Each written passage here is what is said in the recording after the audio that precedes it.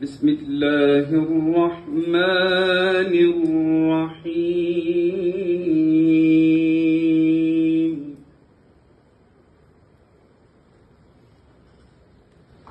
لا يستوي أصحاب النار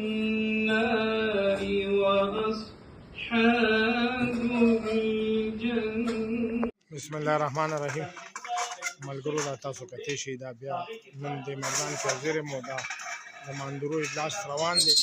نو دا ډیر په شارټ نوټس مو دا ډیر مختصر خلک نماینده خلک دار کلی نه دوه درې کسان راغون شوي دي او ماشاءالله دا د بغزمیر سے په ځای کې چې دی برخورداران دي که جنید دی او هغه ورسره نواز صاحب دی. نو هغوی دا دونه کوشش کړی دی. بیا پکې مجاهد خان صاحب جاد عثمان صاحب عطاالله صاحب دیم پکې ډېر زیات مدد موږ سره شامل دی. تاسو دا خوندي کوم دا وګورئ.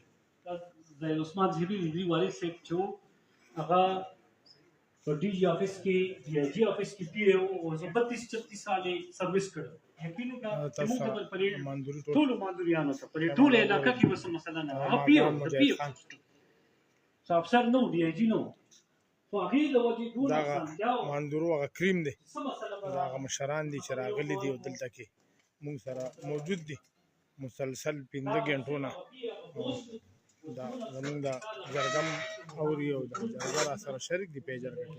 خو دا ډېر نماینده دي. نو که بعضې ملګري داسې چې هغه لږ ګیلمون شي چېرې زه خو پکې موجود نه یم. د ماندورې صاحب هغه دا وایي چېرې زه نه یم نو آینده به غټ اجلاس کېږي او پوره جلسه به کېږي. آینده به انشاءالله دا ټول راغونډه وو. دلته به لویه جلسه کوو. د مردان دا ټول خلک به پکې دا شان په نوښار کې په پېښور کې په باجوړ کې یا داسې نور ځایونو کې چې کوم ماندوري دي دا به ټول راغونډه وو. تاسو کتلی شئ دا عمران ماندوري صاحب موږ سره ډېره رهنمایي حاصله ده.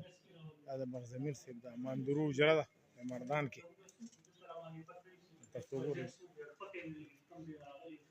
ما تاسو سره خو مخکې د ماندورو تاریخ څو وارې بیان کړی دی او ما پې ښه پوره سرچ دی او زه تاسو سره دا بار بار ښیم بنیادي طور باندې. خو ما تاسو سره دا مې ویلي دي چې ماندوریان د محمود غزنوي نه 80 کاله مخکې د ابوالفتح لودي سره راغلي وو بلکې د هغه مرستیال وو.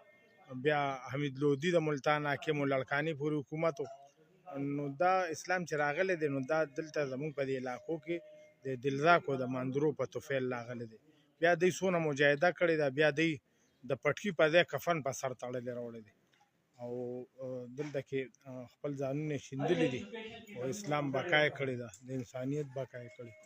دا ما تاسو سره په دې باندې په شجره باندې یا په ماندورو په دې مشرانو باندې په مزارونو باندې د دلزاکو نو انشاءالله چې زه پې یو کتاب هم تاسو ته لیکل غواړم په هغې کې ما سره مرستیال شي. چېرته ماندوري دي چېرته سخت خدوخا دي دا تاسو ما سره خامخا پکې عطاالله شاه صاحب ډېر غټه مړانه ده.